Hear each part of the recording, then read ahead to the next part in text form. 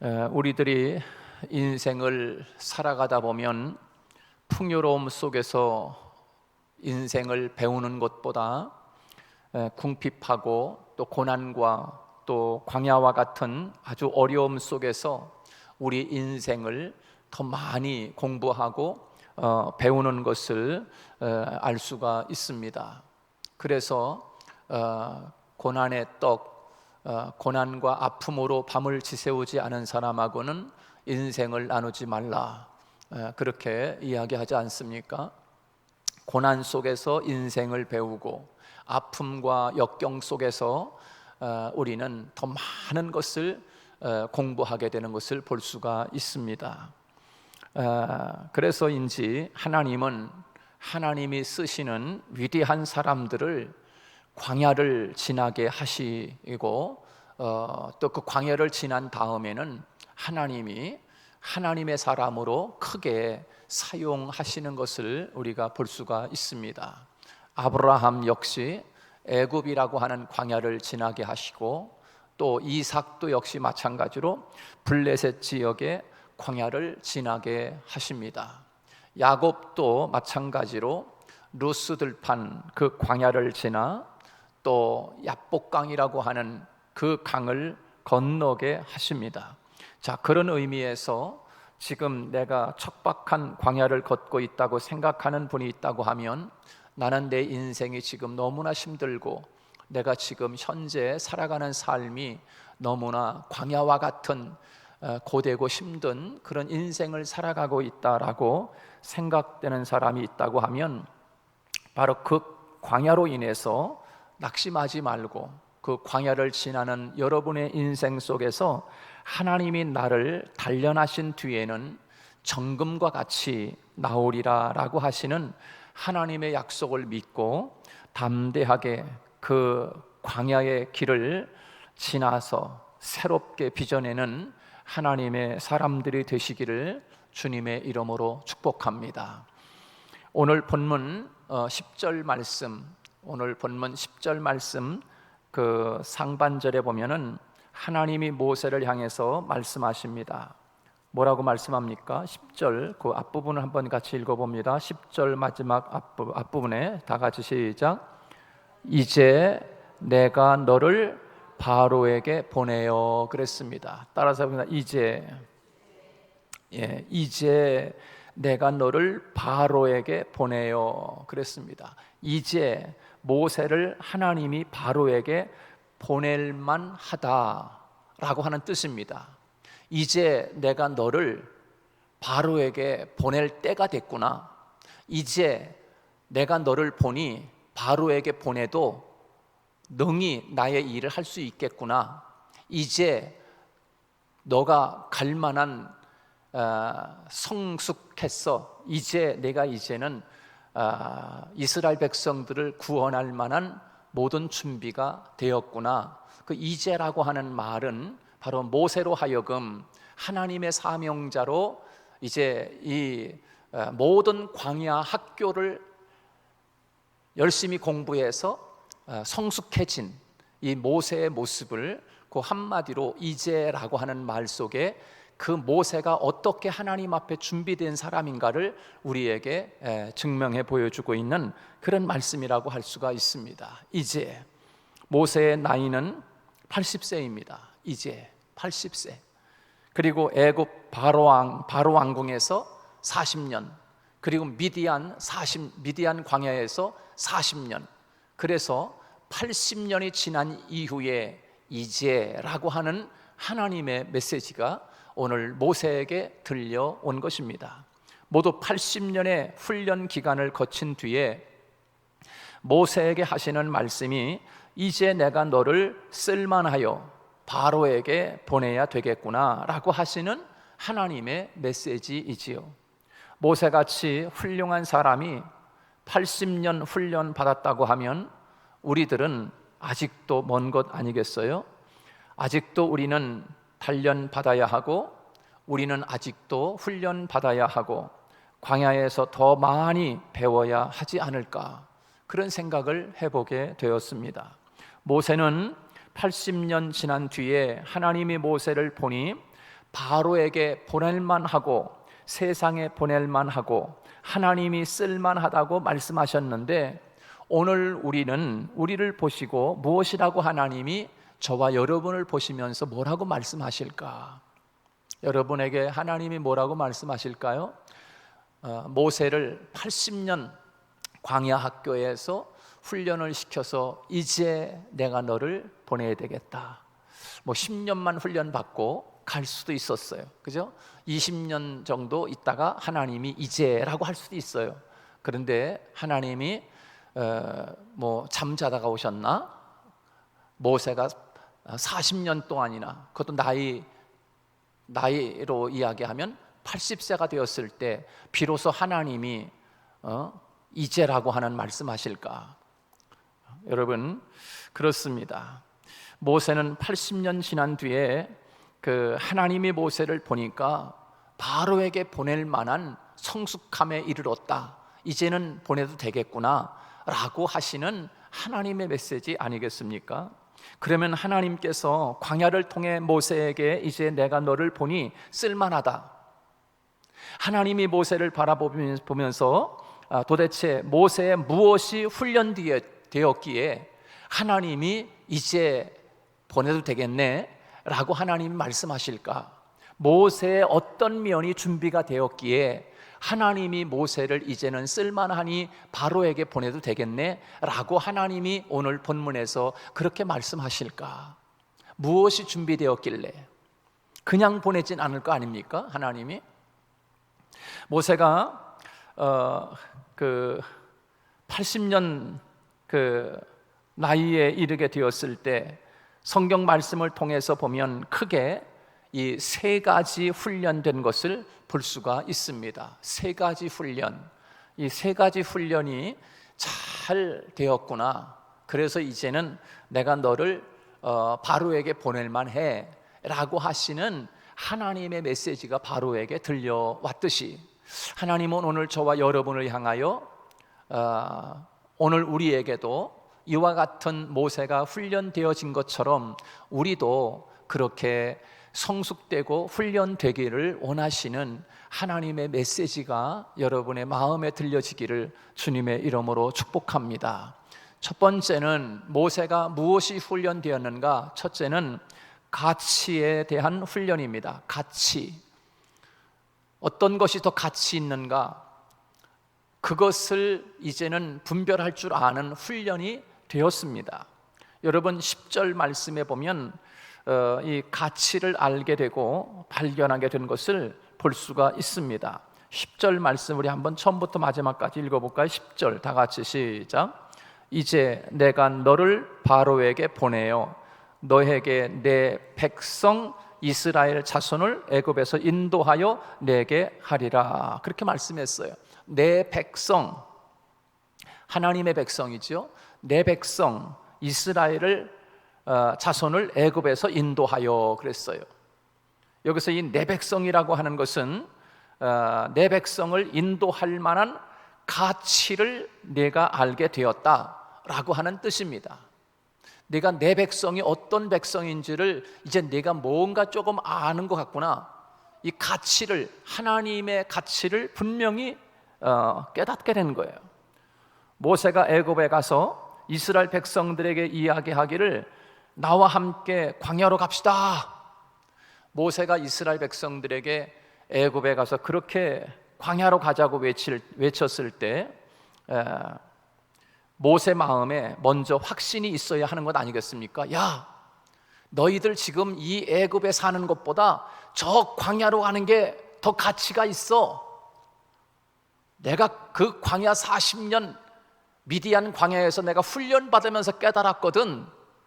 그러니까 너희들이 지금 이 애굽 바로왕 밑에서 얻어먹고 사는 것보다 지금 이 애굽보다 이 광야로 가는 게 너희들에게 더 훨씬 더 가치가 있다라고 하는 모세의 마음에 확신이 있어야 그들에게 가서 외칠 거 아니겠습니까? 근데 모세는 그 훈련이 지금 된 거예요. 바로왕 밑에서 살아봐야 거기에 아무것도 없다. 나올 것이 없다. 광야, 비록 광야일지라도 거기는 우리에게 소망이 있고 거기가 더 훨씬 더 가치가 있는 우리의 인생의 삶이 꿈이 펼쳐지는 곳이 바로 여기에 있어 라고 하시는 것을 이 모세는 분명히 공부가 됐던 거예요. 그래서 그 애굽에서 누리고 있는 것보다도 광야에서 하나님이 우리에게 주시는 것이 더 좋고 가치가 있고 아름다운 것입니다 라고 하는 확신이 없으면 모세가 애굽에 간다고 하더라도 이스라엘 백성들에게 광야로 갑시다라고 이야기할 수 없는 거지요. 확신이 있어요. 확신. 그 확신이라고 하는 것은 바로 이 모세가 그만한 가치를 깨달았다라고 하는 것입니다. 여러분, 우리가 세상에 있는 사람들에게 복음을 전할 때 언제 복음을 전할 수가 있을까요? 언제? 복음이 세상에 있는 것보다 더 좋다, 예수 믿고 교회 다니면서 신앙생활하는 것이 주일날 집에서 낮잠 자고 푹 쉬고 여행 가는 것보다 주일날 하나님 앞에 나가 예배드리고 신앙생활하는 것이 훨씬 더 가치가 있다라고 하는 분명한 확신이 우리에게 있지 않으면 나가서 복음을 외칠 수가 없는 거지요. 예수 믿어야 된다라고 하는 것을 우리가 세상 사람들에게 어떻게 전할 수가 있겠습니까? 확신이 있어야 그 복음을 전하고 세상에 말할 수 있는 것 아니겠습니까? 내가 가진 복음보다 세상 것에 더 가치 있다고 느껴지면 결코 복음을 전할 수 없습니다. 사도 바울이 다메섹에서 주님을 만난 뒤에 자기가 가지고 있었던 것들을 모두 배설물로 여기고 그리고 버리게 되지 않습니까? 어떻게 이런 결단이 가능했을까요? 내가 만난 예수님이 나를 살게 하고 나를 구원하고 예수 그리스도의 그 복음이 세상에서 가지고 있는 것들보다 비교할 수 없을 만큼 가치가 있었기 때문이지요. 바로 예수 그리스도가 내가 지금까지 가지고 있었던 세상적인 그 모든 것들을 그것보다 예수님이 더 나에게는 가치가 있다. 이건 비교가 안 된다. 그러므로 지금까지 붙들고 있었던 그 모든 세상적인 것들을 배설물처럼 버릴 수 있는 결단은 오직 그것보다 가치 있는 절대 가치가 되시는 예수 그리스도를 얻고 나서야 이것을 버릴 수 있는 거지요. 그렇습니다. 누가복음 5장 이후에 보면 갈릴리 바다에서 고기 잡고 있었던 베드로, 요한, 안드레, 야고보 이와 같은 제자들에게 주님이 말씀합니다. 이제 너희는 나를 따르라. 내가 너희로 사람을 낚는 어부가 되게 하리라 라고 말씀하실 때 그 말씀을 듣던 주님의 제자들이 우리가 고기 잡아서 그물로 고기를 잡아서 생계를 유지하고 이거를 잡아서 돈벌이가 되고 하는 건데 우리가 이 모든 것을 배와 그물을 버려두고 예수님을 쫓았다라고 하는 것은 그 예수님이 말씀하시는 너희가 나를 따르라 내가 너희로 사람을 낚는 어부가 되게 하리라 라고 하시는 그 말씀에 이들이 우리가 지금 고기 잡고 이거를 고기 잡아서 생계를 유지하고 살아가는 이것보다 주님을 따라가는 이것이 훨씬 가치 있다라고 생각할 때 여러분 그들이 결단하지 않겠습니까? 오늘 나는 지금 내가 가진 것이 가장 소중하다고 생각하는 것을 내려놓고 주님을 위해 내려놓으면 하나님께서 우리에게 정말 이 세상의 가치와는 비교할 수 없는 하나님의 귀한 것을 하나님이 우리에게 내 마음속에 내 삶 속에 하나님이 허락해 주시는 줄로 믿습니다. 근데 문제는 이 세상의 것이 하나님이 주시는 그것보다 더 가치가 있다고 생각하기 때문에 그것을 움켜쥐고 있는 한은 하나님의 소중한 가치 있는 것을 소유할 수가 없게 되는 거지요. 오늘 나는 과연 이런 주님의 결단에 순종하고 따를 수 있겠는가? 오히려 세상적인 것이 더 좋아서 교회에 발을 담그고 있는 것을 슬그머니 빼지나 않을까? 세상이 더 가치가 있고 나에게 더 좋고 더 귀하고 근데 여기도 지금 발을 들여놓고 있다가 하나님이 말씀합니다. 결단해라 라고 했을 때 나는 지금 세상에 몸을 담고 있는 것이 발을 지금 교회에다가 발을 한 발 딛고 있긴 하지만 그래도 세상과 이거 너무 중요한데, 근데 주님 말씀합니다. 결단해라, 나를 따르라, 이거를 버려라 라고 했을 때 과연 이걸 버리지 않고 하나님의 성전에 발을 딛고 있는 이 발을 슬그머니 빼는 자는 아닌가. 모세가 바로 궁중에서 40년 생활을 하고 광야 40년 미디안 생활을 하면서 분명히 안 것이 있었습니다. 그것은 바로 애굽의 모든 것보다 하나님의 것이 더 가치가 있다 하는 것을 알았기에 모세는 이스라엘 백성들에게 광야를 가자라고 말할 수 있는 지도자가 될 수가 있었던 거지요. 가자, 가야 된다. 너희들이 여기서 있어봐야 아무 별수 없다. 그러니 광야 아무것도 없지만 거기가 더 가치가 있어. 그러니 나를 따라서 나오라 라고 하시는 이 모세의 확신은 바로 모세 자신이 가치에 대한 공부가 확실히 되었다라고 하는 것을 말해주고 있는 것입니다. 오늘 우리는 참된 가치가 어디 있는지 그것에 대하여 깨달음과 눈이 열리는 주님의 놀라운 축복이 여러분에게 있기를 주님의 이름으로 축원합니다. 두 번째로 모세가 광야에서 무엇이 훈련되었는가? 두 번째는 광야 학교에서 배운 것은 마음의 훈련을 받았습니다. 마음의 훈련. 모세가 이 마음의 훈련이 됐다. 여러분 오늘 7절 말씀인데요, 같이 한번 읽어볼까요? 7절 다 같이 시작. 여호와께서 이르시되 내가 애굽에 있는 내 백성의 고통을 분명히 보고 그들의 감독자로 말미암아 부르짖음을 듣고 그 근심을 알고, 그렇게 말씀했습니다. 모세가 사람의 마음을 꿰뚫어 볼 수 있는 그런 사람으로 훈련이 되어졌다라고 하는 것입니다.